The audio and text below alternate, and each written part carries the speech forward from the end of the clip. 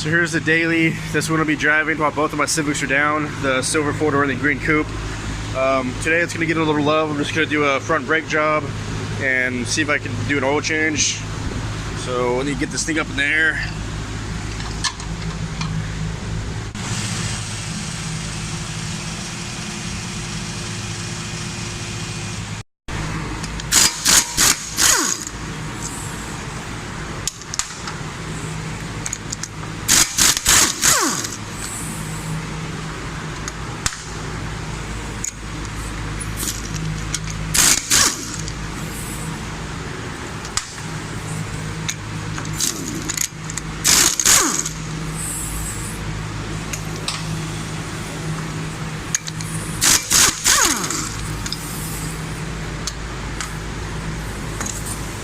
Let's take a look at these brakes. Holy shit. Yeah, it's probably about a millimeter. So yeah, I'm gonna go ahead and change out the pads and the rotors. Just ordered some from Amazon. It was like 50 bucks for pads and rotors for both sides. I couldn't believe it. And usually when they're rusted up like this, these are a big pain in the ass to get off, but I'm gonna see if I can get them off without stripping it out. If not, I'm gonna have to drill it. So I'm having to drill out the screws. Usually what I do is just get a pretty small bit that I kind of guess is the same size as the bolt, not the head, but the threads itself. And I just drill down the center of it until it actually cracks. Like you can see, there's a crack starting to form around the center of the bolt, like where the thread should be. So once that cracks, you're done. I'm gonna move on to the next one, and then I should be able to kind of pry the rotor and pop the remaining, like the heads that's still left here, like that'll just pop right off. And I can probably get some pliers and just unthread the screws by hand. Hopefully I can get this one and show you what I'm talking about. So I got them both drilled down pretty good. So hopefully from here I can just pop off the caliper and just pop the rotor off. It should take the heads of the bolts off. Let's see if that works out like I'm saying. It should. Let's see, I'm going to take the pads out because I'm doing pads in. Alright, I pulled the pads out, got the caliper off. Now I'm going to pry on the rotor. Before I do that, just stick a lug on there. So if the rotor does pop off, it doesn't go flying on the floor. I'm trying to do this one-handed. Really hope this works. There we go.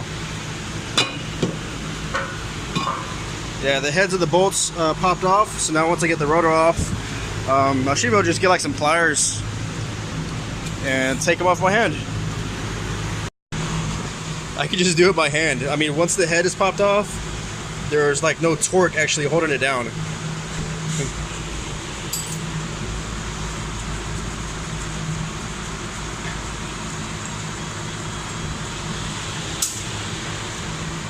All right.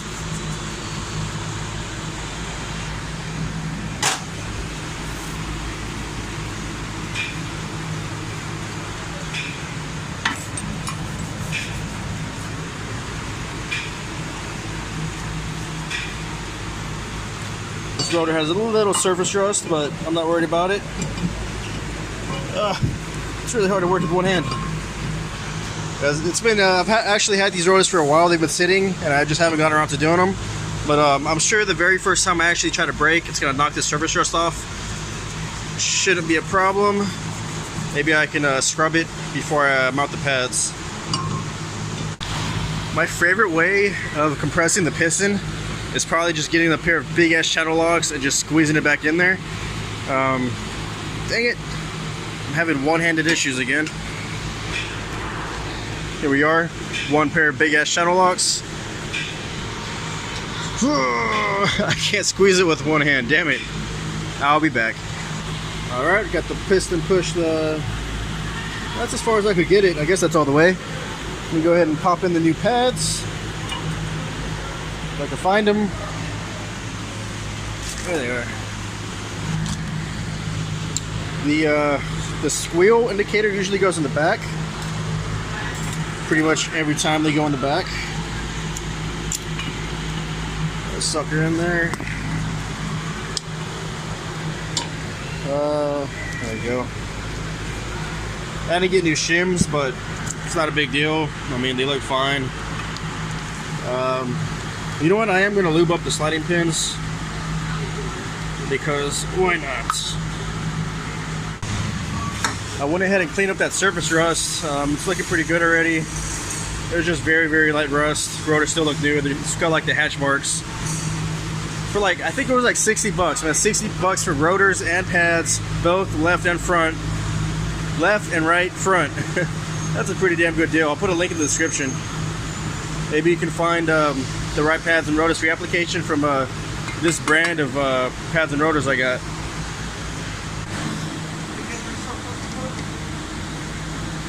Damn. Oh, super dirty. Shit.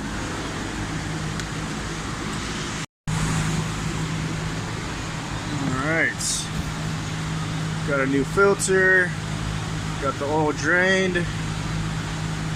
Man, this thing is super leaky. I think the oil pan is leaking at least. Maybe something from up top.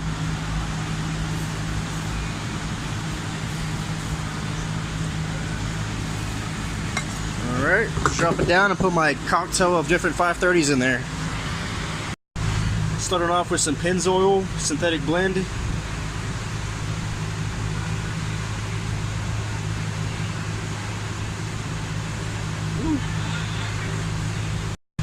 Next up, we have some Quaker State Advanced Durability.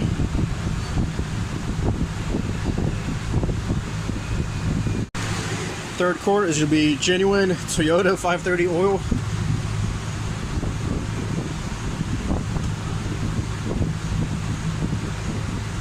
I'm going to finish with what I started, the Pennzoil synthetic. I don't know how much this takes. It might take like 4.5. This is the fourth quart right now. I'm going to fill it up with this fourth and then check the level, see where I'm at. Of the second dot. I'll probably put like half a quart more. Nah, you know, that's probably good. I'm gonna look up what it actually takes instead of guessing. Yeah, so it's supposed to take 4 quarts on the dot. That's why it looks perfect, because it is. This is a 99. It's the B20z or something like that, the higher compression. It's got about 140,000 miles on it. It's pretty clean. Besides all the oil that I managed to spill. I need to clean that off, damn. Let's see, I'm at 140, so I'll put 145. It's like 3/4 synthetic, so 5,000 miles ought to be good. Fuck it.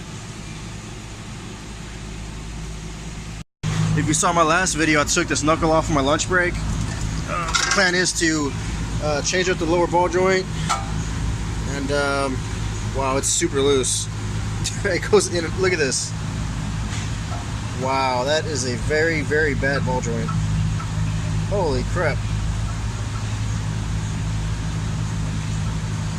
Yeah, so I'm going to change out the lower ball joint and the wheel bearing. Hopefully tomorrow, if not Wednesday. We'll see how that goes. But yeah, this is going to be the daily until I get my coupe back on the road. I have this one and also an 08 Pilot that I need to do some maintenance on. This one I'm actually thinking about doing a paint job, but yeah, just a quick little video.